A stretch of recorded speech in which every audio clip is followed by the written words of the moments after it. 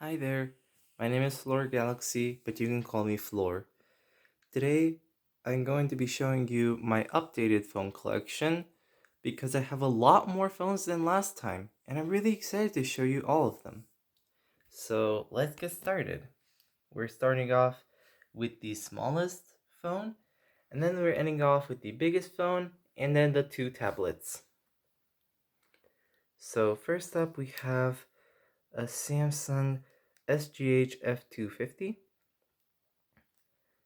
It mostly works, however, it has a broken LCD because it only shows a white screen when it powers on. It's also out of battery at the current moment. I did charge most of these, but I did not bother charging this one because it has a really stupid proprietary charging port. So let's move on to the next phone. The Nokia 1112 works, but it doesn't have a battery in it, so I'm going to go ahead and take the battery from another phone.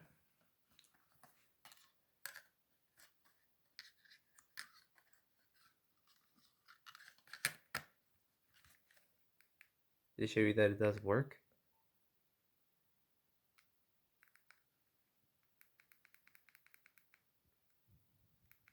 As you can see, it works perfectly fine. It's locked to orange, but I'm not using it anyways, so I don't care.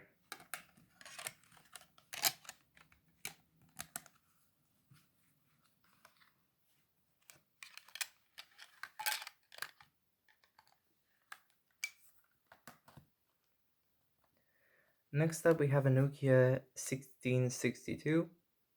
Now, there are a lot of problems with this one. First of all, I couldn't even test it properly because it has corrosion on the battery and the battery connector. And it also has a proprietary charger, and it just has a whole lot of other issues. For example, the top comes off really easily, and it just disassembles itself into pieces way too quickly. Okay, next phone, the Nokia 130. It works perfectly. Next up, we have a Nokia 100. This one does not work perfectly. It powers on, but it has a terrible software issue. Um, Not to mention, it has the same port translation as that phone. Anyways, the problem with this one is that even if I select something like setting an alarm, it gets me to a certain menu that I absolutely did not need, and it won't let me escape from that menu, and then it's a pain to navigate. So I'm gonna go ahead and power this one down just because I don't want to deal with it anymore. Um, Next up, we have a Nokia 113. This one works perfectly fine. Yes, it does have a crack somehow. Don't ask me how someone managed to crack through plastic, but someone did. Anyways, next phone is the Samsung GTE 2200. It also works perfectly fine.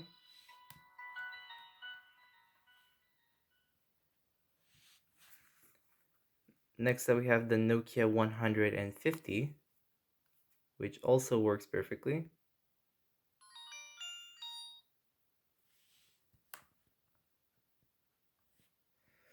Okay, next up, we have a Samsung Galaxy S Plus. Now, the thing about this one is that it has a terrible battery, and its camera is filled with sand, so it takes terrible photos.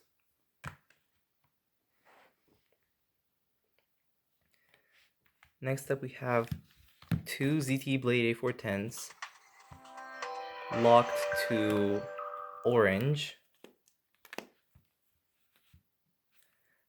One of them has a damaged volume rocker, a scratched back. However, the front is perfect. This one has a scratched front. However, that's only because it has a screen protector on it. Now, the damaged one actually works perfectly fine. However, the undamaged one is not compatible with YouTube and other apps that are pretty much crucial nowadays. So unfortunately, it's not very usable as a smartphone. It's this one on the right. Also, these two have very different UIs despite being the same phone. Next up, we have a Samsung Galaxy S4. This one mostly works, but it has a completely broken OLED, so nothing shows up on the screen.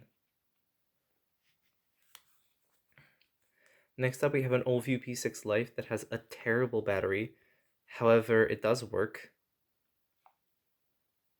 It also has a defective Wi-Fi. I don't know why. It also doesn't connect to any Wi-Fi apps at all. Okay. Next up, we have a Samsung Galaxy J5 2015. It works perfectly fine despite being shattered.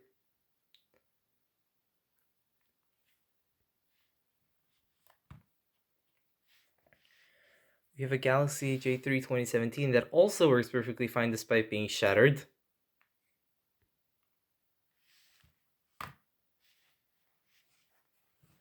We have a Samsung Galaxy A5 2016 that works perfectly. And now for the top row, we have a Samsung Galaxy A20e. Unfortunately, it has a broken LCD. And it's also passcode locked. A Huawei Wi-Fi 2018 works perfectly.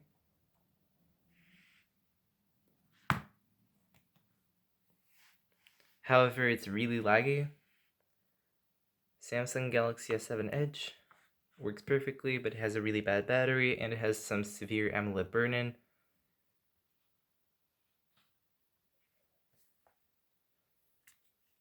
Huawei Y6 2018 works perfectly. Oh yeah, also the Wi-Fi has a terrible speaker.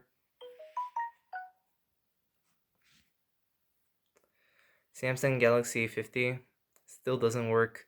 Don't know what's wrong with it, but it refuses to power on. And the charging port refuses to charge the thing. It constantly shows a temperature warning, but it's not warm at all. Xiaomi 11T Pro. This is my main phone, and of course it works perfectly fine. I kept it in a case and with a screen protector for 6 months, and it still works. And it's still in almost mint condition. Miria Bubble. This one actually used to not work, however I did manage to fix it. Apparently, it also has a problem with connecting to the Wi-Fi, and connecting to the Wi-Fi makes it boot loop, but if it's offline, it doesn't boot loop. And finally, we have an Abora Essential A300. This works, but it has a terrible battery. So I'm gonna go ahead and unlock each of these phones that work.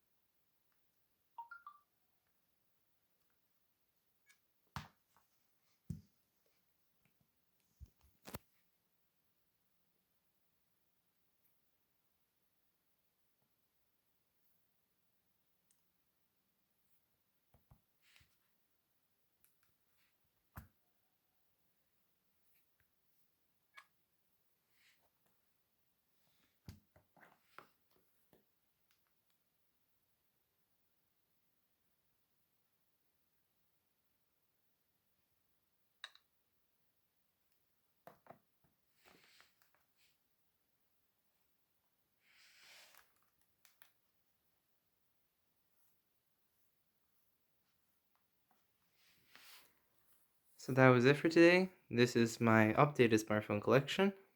Hope you guys enjoyed it, and I'll see you guys next time. Bye!